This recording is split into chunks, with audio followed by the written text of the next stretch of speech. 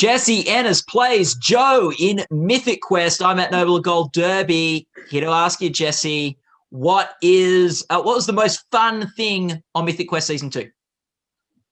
Season 2, Joe gets paired up with Brad. In Season 1, we established the fact that she has this addiction to power. And in Season 2, we watch what happens when she ditches the baby aspirin that is David Brittlesby for the hard stuff, which she finds in Brad Bakshi.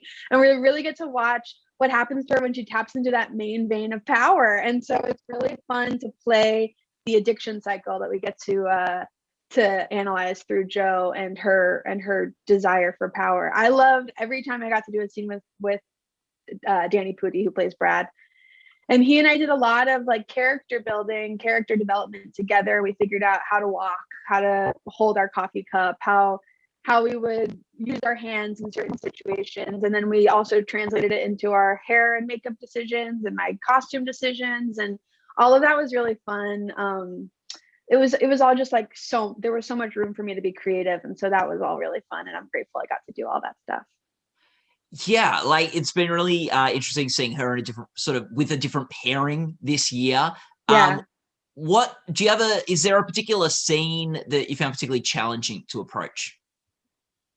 Let's see. There's a scene in the finale that's challenging, but what was hard was that scene in the bathroom, because I was acting with a computer screen that had just a green screen on it, and so it was kind of weird to act like I was in a scene with someone, but I was really just taking my own cues for the most part and working with a computer, with a laptop, as if it was a scene partner. That was challenging, but fun. I love getting to be challenged. And let's see, what else was challenging? Yeah, there's this dynamic that we get to play with towards the end of the season between Brad and Joe, and what happens when she starts to disengage from their mentorship. And it's really fun, and it was also really challenging. And also the scene in the elevator was fun, and was a new side of Joe that we got to see, where she's starting to dip into more of a dramatic arc. This back end of the season is really dramatic for Joe, and so that was really fun. We see Joe, as you say, she's very addicted to power. She's pretty cutthroat. Is there a heart beneath all of that? I think so. Yeah, I think so. I mean, it's really fun. In a comedy, of course, you want to poke fun at all the characters. And so I love getting to do that with Joe and pointing out her weaknesses. But I think deep down, she really just wants to do a good job. And she just has this toolbox that's poisoned. In Season 1, there's this moment when David asks her, "What do you want to do?" And she says, "The same thing I do every day, help people achieve their goals," which is a punchline, because we've watched her just essentially get in the way of everybody's goals all season long. And I think the same is true for Season 2. She's desperately trying to do a good job, but her version of doing a good job is toxic and horribly maniacal. She's just a monster, but she thinks she's doing it. She's trying her best. This is just how she tries her best. And it's like a cast, not a cast, a lot of characters on Mythic Quest. There's a lot of egos in that workspace and in that office, all sort of competing. And I think sometimes they all can feed each other's toxicity a little bit. Yeah, we definitely do. It's fun. I mean, I've been really lucky to work in some very wonderfully collaborative work environments, but I can only imagine how, if you had a super ego running the place, how their egos would get stirred up, and how all that stuff eventually just becomes this horrible tornado. And so I love how we play with that with these characters, and how we see Joe admire Ian, and she really likes the aspect of him. And so she tries to do it too. And we get to watch Charlotte Nickdow step into the role of Poppy as co-creative director now, and watching this female narcissist just rage within her newfound power is really, really enjoyable to watch Charlotte do, and then to also watch as an audience member. It must be an interesting contrast, I would imagine, though you can correct me if I'm wrong, Jessie, having to portray a work environment where it's all these people competing egos out for each other, and while at the same time you are an ensemble of actors probably trying to support each other and sort of help tell these stories together without sort of getting in each other's way. How does that contrast sort of play out? I mean, we're nothing. None of us are like our characters. The only person who's even a little bit like his character is David Hornsby, because he's just a goofball. And you know, he's a producer, and on the show he plays a producer. So there are those things in common. But everyone's playing a very different version, not even of themselves. Just they're playing characters that are nothing like themselves, and that's a joy and something I'm very grateful for. Because we're a lovely group of people. I love getting to work with these people. The women of the cast have bonded in a way that is really unique and special, and I think that is crucial in playing these kinds of characters, because there's never a moment when I'm playing Joe and I'm being rude or homophobic or, you know, hyper Republican, that I then the scene cuts and I'm like, sorry guys, does everyone still like me? Because we already have that established. We all get along, we like each other. So then when we're characters, we can throw it all aside and we can just be these monsters to each other, knowing full well that we have this established relationship of respect and support. And there's just so much joy in getting to work with these people, because we really trust each other. Mm.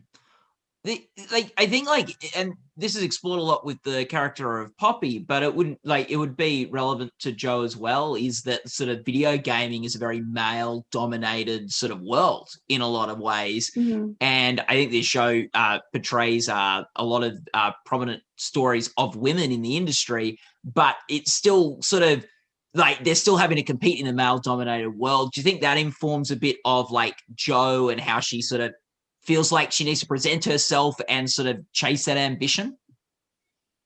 Yeah, I love that question. I mean, I think that Joe she's a woman. She identifies as a woman, but I don't think that I think she considers herself to be more male. Like she has a very male dominated outlook.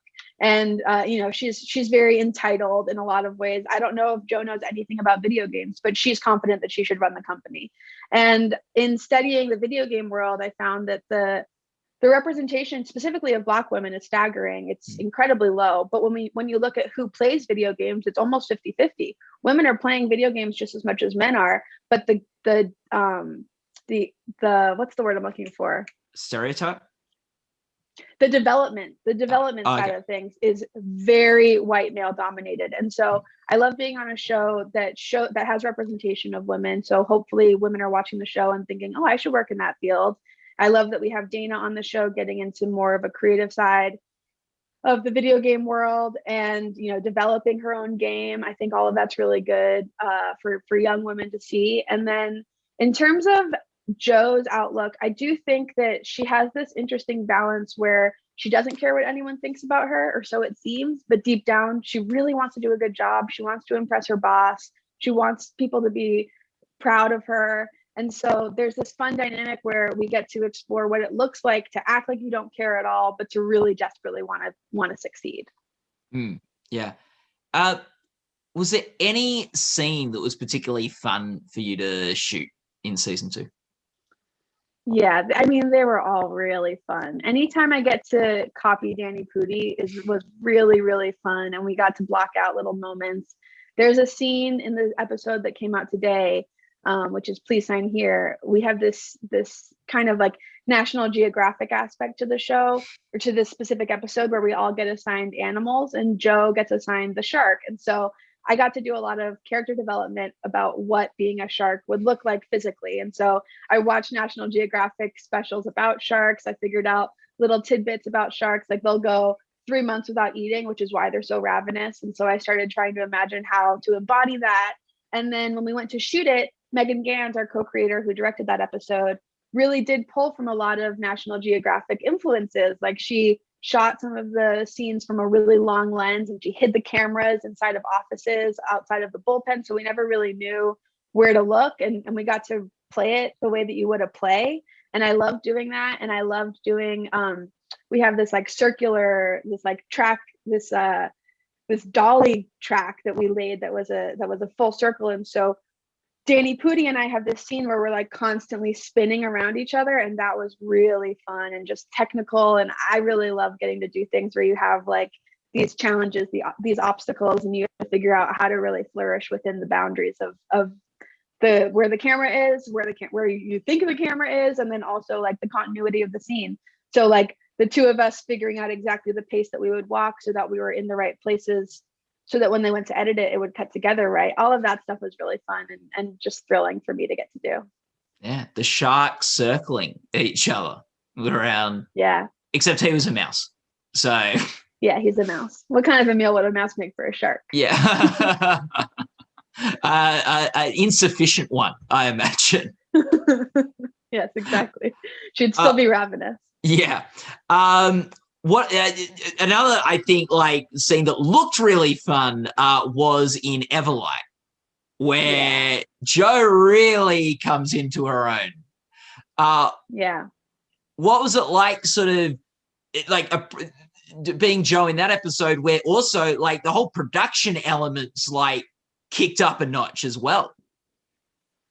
Well, as an actor, it was so fun to walk into the set and see how much it had transformed. And then to walk into my dressing room and be like, okay, I'm getting dressed up as an executioner. And then you go and do hair and makeup, and it's nothing like any other job I had done before.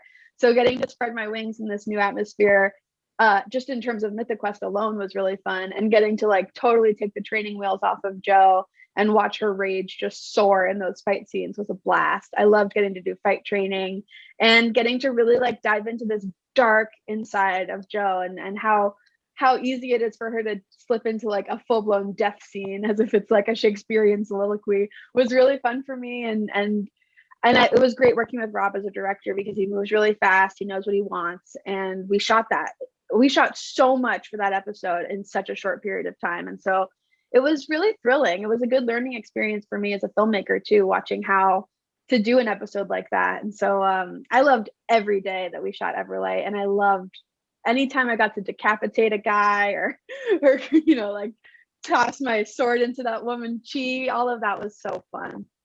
I'm just like thinking about it now. One of the few moments where you and Brad, or Jo and Brad, have a very different like approach to things, where you threw yourself into the theater of Everlight incredibly, and he wanted no part of the sort of theatrics and costumes and stuff like that. Yeah, it's a fun moment of seeing Jo actually like wanting to slip into the social element of being at work. There's this funny moment at the end when she's dancing with Dana and Rachel. And I remember being like, but isn't she so mean to them? Would she suddenly be dancing with them?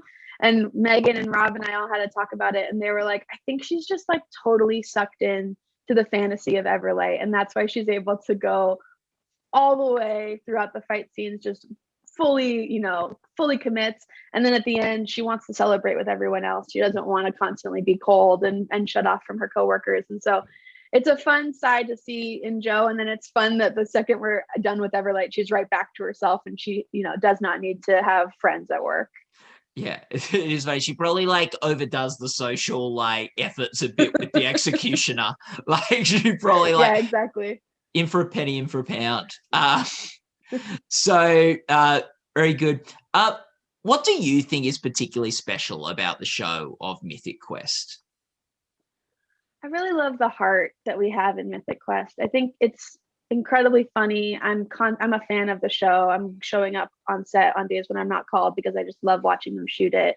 But I think what really makes it stand out is the fact that in the same scene where you're laughing out loud, you'll start to tear up. And there's so much heart in each of these characters. And so you fall in love with these bizarre, kooky characters, and then eventually you start to really understand what makes them tick. And it's heartbreaking. This arc that you get from Brad this season is so grounded and real. And I love watching how Danny Pudi plays with all of that stuff. Same goes for Rob. This upcoming episode with him is really dramatic for him. And it's special to see somebody who's, on a show like Always Sunny in Philadelphia and our show, where there are moments of being very broad, and then they're able to like really bring it back in and have these heartfelt moments. And I'm just proud to be on a show that kind of like, can play in both of those arenas. Yeah. Another show that like jumps into a whole lot of different arenas is Better Call Saul, which you have a very sort of like memorable role in that, in terms of like it's not the biggest role in the show, but you get to come in on Jimmy McGill, Saul Goodman's like hijinks. What's it been like popping in and out of that world for the past sort of 5-6 years? How many years have been making? Yeah, it's been a while. that show is such a blast to work on. The quality of that show is just unmatched. It's such a once again, it's a learning experience for me as a filmmaker to look around there and see that like Vince Gilligan and Peter Gould spend full meetings talking about what kind of light board is going to be on the wall for him to hit at the end of the episode. And like the attention to detail is incredible. But I really love playing Erin Brill on that show. She's funny because she's kind of, in the real world, she's a rule follower. She's doing the right thing. But in the world of Saul, everyone's obviously rooting for Jimmy McGill to get away with all of his hijinks and to get to like break the rules in the way that he does and cheat the system. And so it's fun to play the person constantly getting in his way. And like, I love reading people tweeting about the show afterwards because they just hate Erin, and it's really fun. I don't know why I enjoy being hated that way, but it's really fun for people to be like, get Erin out of here. Erin needs a boyfriend. Erin needs to relax. What's wrong with Erin? And I know that like on another show, she would probably be the person that everyone's rooting for. Yeah. She's just trying to do the right thing. So It's fun how that show really flips everything on its head. And I feel like there are some similarities in Joe's dynamic within the Office place, because the same way that Erin's trying to do what's right and getting in the way of like what the audience is rooting for, Joe does the same thing. Joe is just she's the complete opposite. Everyone in Mythic Quest is trying to do a good job, and Joe is trying to do a good job, but she gets in everyone's way by cheating the rules and doing things the wrong way, the same way Jimmy McGill does. Yeah. Did you have any lessons you took from Better Call Saul into Mythic Quest? Yes. Take home food, because you're going to be too tired when you wrap to go home and make another meal. That was a lesson I learned early on from Bob Odenkirk. He was like, you're going to get back to your hotel room. You're going to be exhausted. You have to fall asleep because you have to be up again early in the morning. So before you leave, pack yourself a meal at lunch that you can eat for dinner. So that's a very logistical thing that I learned on that job that I've carried forth. But also just be small. Like they did a really good job of helping me understand when a close-up is a close-up and how to change your performance from what you would do in a wide to what you would do when the camera's this close. And I actually learned a great lesson from Ray Seahorn on when I was working on Saul, which was that your relationship with the camera should be like that of a best friend. So she's like your sister. The camera's like your sister or your brother or your favorite friend. And they know everything you're thinking. So you don't even have to tell them. You don't even have to look at them. They know exactly how you're feeling. And all it takes is going like, and they'll know what that means. And so taking that note or rather her observation about that was really great and just kind of changed my relationship with the camera, because I realized it's helpful to just think of it as your friend. I think sometimes when the camera's right here, your instinct is to kind of turn away, but that doesn't give anybody anything they want to look at. What can you think of a moment in Mythic Quest, season 1, season 2, whenever, where you had to be small?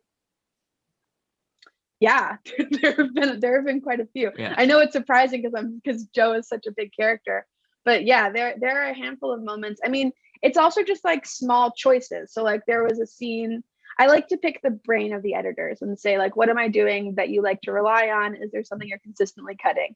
And he was like, you do this cool thing where you are present in the scene during your close-up so that we have something to cut to. Like, I think some people think if they're not talking, they don't need to perform necessarily. But I like to like continue to kind of like comment on what's happening or stay alive in the scene, looking back and forth from different characters. And there was one moment that our editor Trevor brought up to me from that same scene we were talking about earlier in the episode where David's giving us cookies and he's like breaking off his cookie. And I went like, and he was like, that was perfect. Because we don't need a line. We don't need anything. All we needed was like 2 seconds of you like kind of looking like this. It's small. It's not this like big moment that we have to like edit around. It just kind of colors the scene and shows you that Joe's interested in the cookie. She wants the cookie. She's trying to be secretive about it. And so like these little things you can throw in there that aren't like, because there's a version of it where you're like, oh, like I want the cookie, but trying to keep it like as small and as detail oriented as possible. It enriches the story. It helps tell the story in a new way and ground your character even more. That's really cool. Well, Jessie, thanks so much for talking with us today about Mythic Quest. Thank you. All the best of luck with the upcoming Emmy Awards this year. And people Yes. watching this interview can go to goldderby.com to make your awards predictions and join discussion in our forums. Jessie, it's been a pleasure. You too. Thank you so much. Nice to meet you.